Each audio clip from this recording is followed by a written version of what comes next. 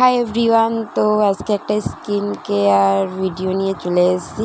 ফার্স্টে হিমালয়ার face wash দিয়ে মুখটা ক্লিন করে নিয়েছি। তারপরে বায়োটিকের একটা ময়েশ্চারাইজার অ্যাপ্লাই করে নিয়েছি, যেখানে যেখানে ব্ল্যাক হেডস হোয়াইট হেডস আছে সেখানে অ্যাপ্লাই করবে।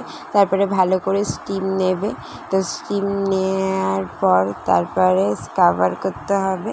এবার স্ক্রাবারের জন্য কি কি লাগবে সেটাও তোমাদেরকে দেখিয়ে দিচ্ছি। চলো, স্ক্রাবারের জন্য লাগবে একটা কফি প্যাকেট, মানে 1 চামচ নিলেই হবে। মধু 1 চামচ নিতে হবে।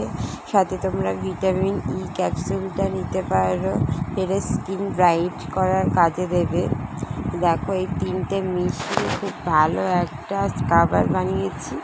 বানানোর পরে যেখানে যেখানে ব্ল্যাক হেডস হোয়াইট হেডস বা ট্যান পড়ে গেছে, মুখটা রাফ হয়ে গেছে, দেখতে খুব বাজে লাগছে, কোনো প্রাণ নেই মুখটার মধ্যে, তো এই যে সেই ক্ষেত্রে তোমরা এটা ইউজ করতেই পারো। ফেস প্যাক হিসেবেও ইউজ করতে পারো আর স্ক্রাবার হিসেবেও ইউজ করতে পারো। তারপরে তোমরা ফ্রিজে স্টোর করে রেখে দিতে পারো। আমার একটুখানি রয়েছে বলে শুধু নষ্ট করবো, আর ফ্রিজে স্টোর করে রেখে দিয়েছি। তারপর ভালো করে মুখটা ক্লিন করে ধুয়ে না একটা টোনার ইউজ করবে।